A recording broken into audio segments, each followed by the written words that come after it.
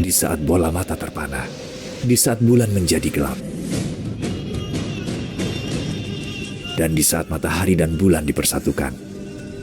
Di saat itulah orang-orang akan berkata, apakah tidak ada tempat untuk melarikan diri? Tidak. Tidak ada tempat untuk melarikan diri dan berlindung. Pada hari itu, satu-satunya naungan adalah di bawah naungan Tuhanmu.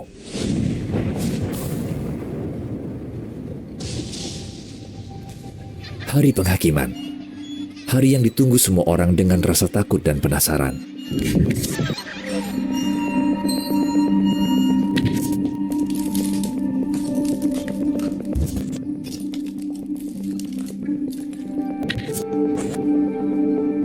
Meskipun kita tidak tahu kapan, kita tahu hari kiamat sudah dekat.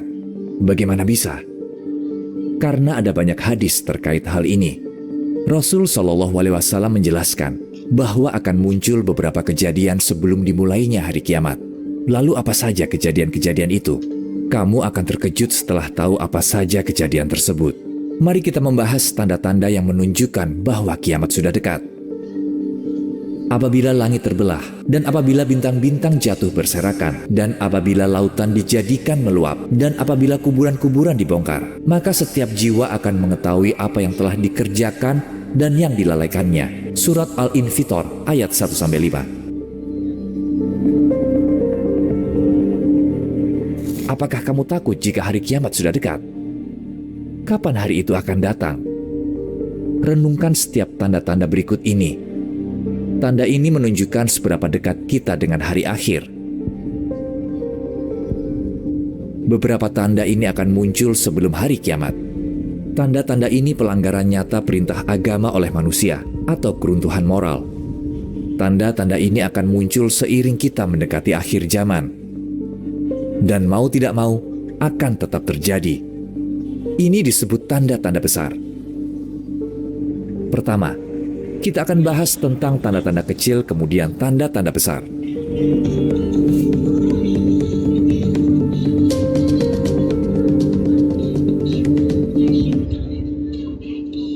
Tanda pertama adalah kelahiran Nabi Muhammad SAW.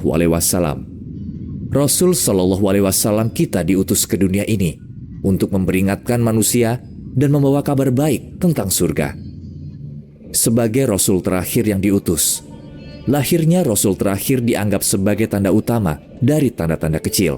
Tanda lainnya adalah manusia akan lupa pentingnya kitab suci Al-Quran. Bagaimana menurutmu? Apakah perlu dipertanyakan bahwa hal ini sedang terjadi?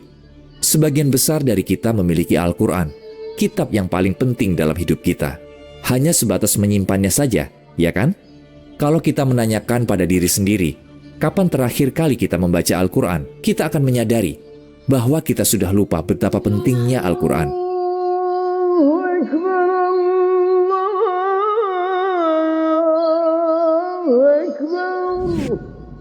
Tidak ada orang yang sholat.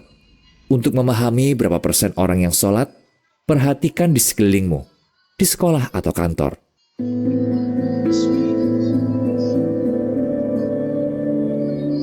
Ketika sudah dekat kiamat, jumlah orang yang sholat akan berkurang. Berikut ini tanda lainnya bahwa hari kiamat sudah dekat. Masjid-masjid semakin dihias, namun sholat tidak dianggap penting. Jumlah pengikut Allah akan berkurang, dan nilai keimanan akan berkurang. Kepercayaan akan rusak. Riba akan merajalela. Kejujuran dalam berdagang akan hilang. Akan ada lebih banyak hasutan, gosip, dan kebohongan. Kalau dipikirkan, tidak ada lagi orang yang percaya bahkan pada teman dekatnya sendiri. Dosa-dosa besar seperti zina dan minum alkohol akan menyebar. Akan ada minuman keras dalam berbagai nama. Beberapa akan dianggap halal atau legal. Perbuatan cabul dan mesum akan menjadi-jadi. Kekejian akan meningkat. Pria akan cenderung kepada pria, dan wanita akan cenderung kepada wanita. Kikir dan serakah menyebar. Hubungan antar saudara akan rusak. Kita merasakan beban tanda-tanda ini paling berat saat Idul Fitri, kan? Bagaimana menurutmu?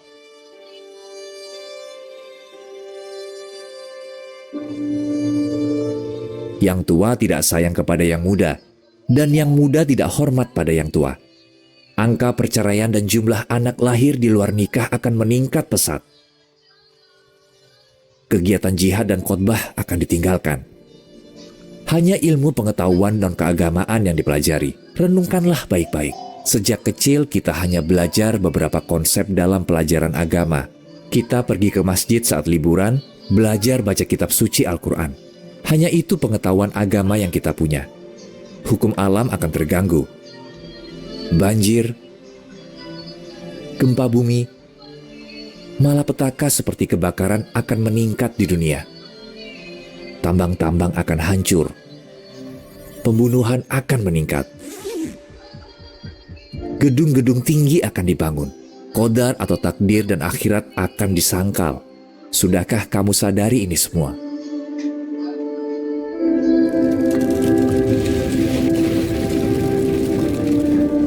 Hampir semua tanda-tanda kiamat sudah terjadi.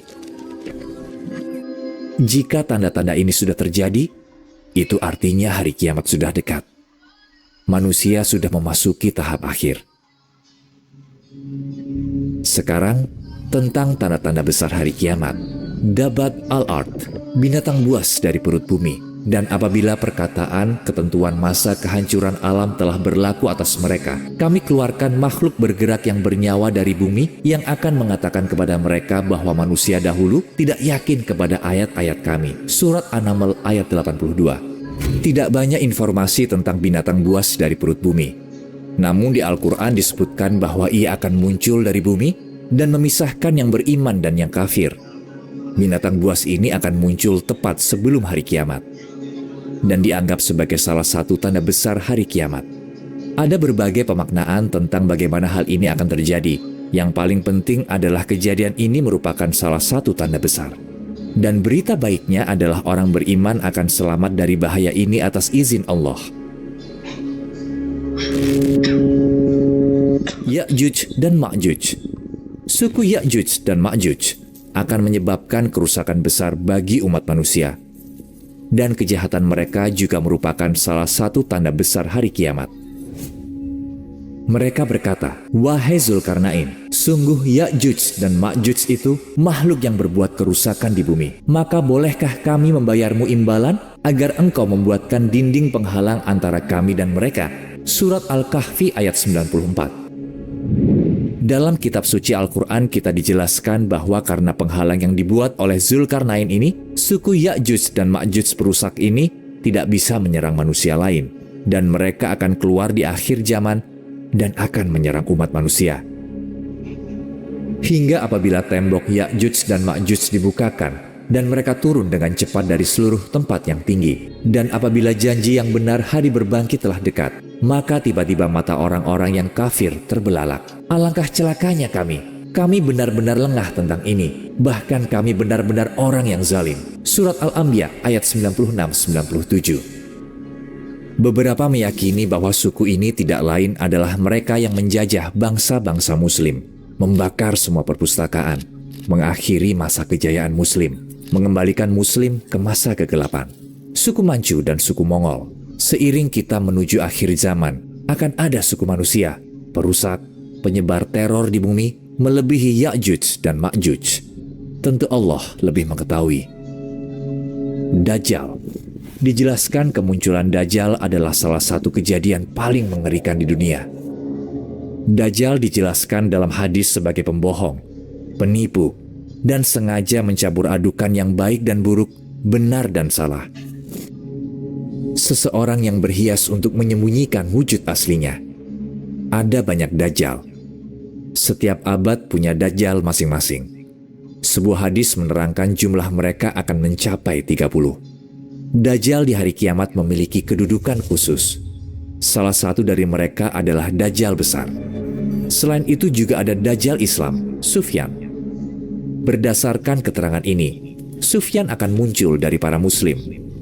Secara munafik berusaha menyebarkan kata-kata kotor dan haram untuk menghancurkan kehidupan manusia di akhirat. Agar mendapat reputasi bagus di antara para muslim, dia akan menipu beberapa pemuka agama dan mengubah mereka menjadi pendukungnya. Dia akan mempertahankan keingkarannya, pelanggaran susila, dan kebohongannya dengan menipu orang-orang.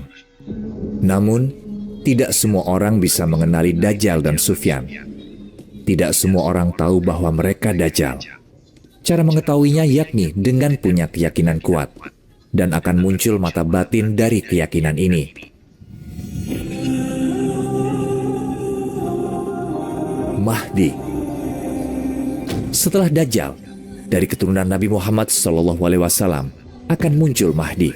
Setelah membunuh Dajjal, dia akan segera menyebarkan agama Islam dan akan berkuasa di bumi.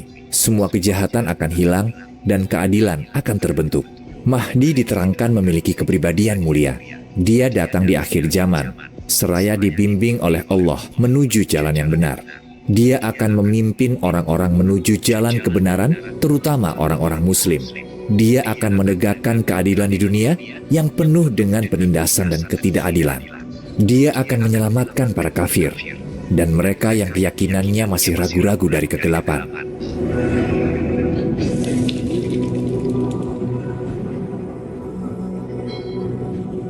Kemunculannya adalah tanda hari kiamat. Dia akan memperkuat keyakinan umat Muslim dan menghancurkan pengikut Dajjal dan kekafiran. Dia akan menjadi pria hebat. Turunnya Nabi Isa dari langit. Tanda besar hari kiamat lainnya adalah turunnya Nabi Isa alaihi salam ke bumi. Dan sungguh, dia Isa benar-benar menjadi pertanda akan datangnya hari kiamat. Surat Az-Zukhruf ayat 61.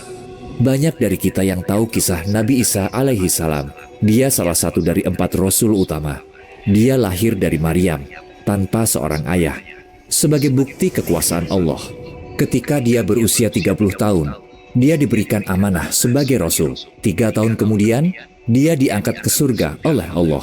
Yang disalib oleh para Yahudi adalah orang mereka sendiri yang mirip seperti Nabi Isa alaihi salam. Hadis menerangkan bahwa Nabi Isa alaihi salam akan turun ke bumi di akhir zaman dan mengikuti Islam. Setelah kemunculan Mahdi, Isa alaihi salam akan turun dari surga sebagai hakim yang adil. Dia akan menghancurkan salib, membunuh babi, menghapuskan pajak, dan memberikan harta. Dia akan sholat di belakang Mahdi dan mendukung perjuangannya. Dijelaskan bahwa Allah akan menghancurkan suku Ya'juj dan Ma'juj yang menyebarkan kehancuran di muka bumi, menjawab doa dari Nabi Isa alaihissalam. Berdasarkan keterangan lainnya, dia akan bersatu bersama Mahdi dan menghancurkan Dajjal. Dukhon, salah satu tanda besar hari kiamat. Dukhon yang artinya asap. Ada juga surat dengan nama ini di kitab suci Al-Quran. Ketika semakin dekat masanya, gumpalan asap akan turun dari langit, akan menutupi seluruh dunia, dan akan terus seperti itu selama 40 hari.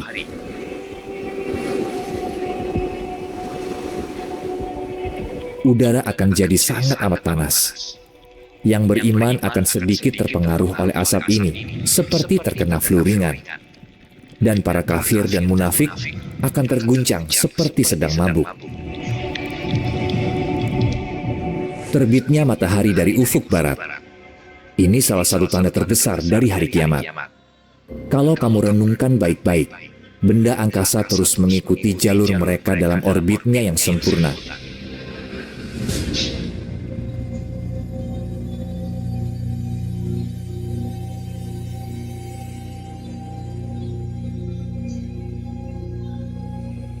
Dan faktanya, Allah Subhanahu wa Ta'ala memerintahkan pada ayat 5 surat Ar-Rahman, matahari dan bulan beredar menurut perhitungan. Akan mengerikan apabila proses ini terganggu, bukan?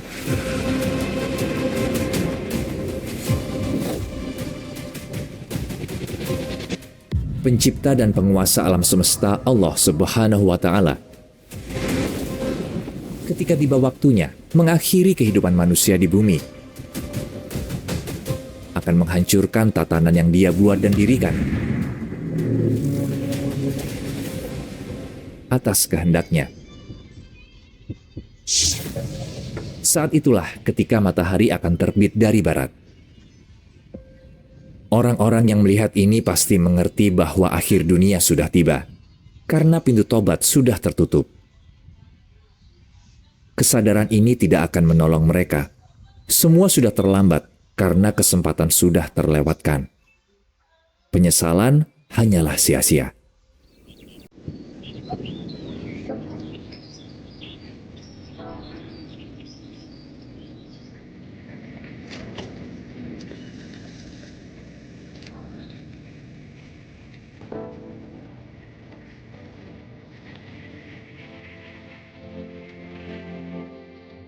Hari kiamat mungkin salah satu yang paling ditakuti manusia. Namun tidak ada yang menakutkan bagi hamba yang taat, karena yakin pada Tuhan semesta alam. Yang seharusnya ketakutan adalah mereka yang melupakan Allah dan mengingkari keberadaannya. Ada satu yang kita semua lupakan. Hari kiamat sesungguhnya adalah kematian pribadi. Jadi marilah kita merenungkan kematian kita seperti kita merenungkan kiamat. Mungkin kamu tidak ingin terlalu memikirkannya, karena kita tahu banyaknya dosa kita. Dan kita tahu betapa tidak bersyukur kita terhadap Tuhan. Mungkin ada sholat yang tidak kita laksanakan. Mungkin ada dosa yang kita belum mohon ampun. Dan itu membuat kematian dan hari kiamat bahkan jadi lebih menakutkan. Namun, kita jangan sampai lupa Tuhan kita Maha Penyayang. Allah Maha Pengasih. Dia menunggu kita menemukan jalan kembali padanya. Kalau kamu belum meninggal, belum lihat matahari terbit dari barat, pintu tobat masih terbuka. Bukankah ini waktunya bagi kita kembali kepada Allah untuk memohon ampun? Terkadang, kamu harus segera mengambil langkah yang baik untukmu. Kematian dan hari kiamat harus dihadapi dengan ketenangan dan kedamaian.